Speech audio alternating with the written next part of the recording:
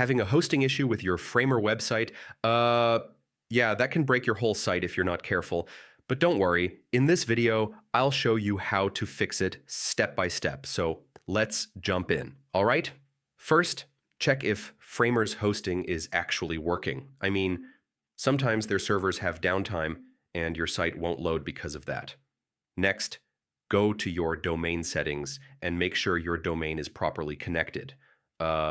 If it's not verified, your site won't show up. Now, this is important. Check your DNS records. Make sure your A record and CNAME are set correctly to Framer's values. Okay? So if you just updated your DNS, you might need to wait. Yeah, DNS changes can take a few hours, sometimes even up to a full day. Next, make sure your SSL certificate is active. If it's missing or still pending, your site might not load securely. Now, go back to Framer and try republishing your site. This can reconnect everything and fix hosting glitches. If it's still not working, open your site using the default Framer domain. This helps you check if the issue is with hosting or your custom domain.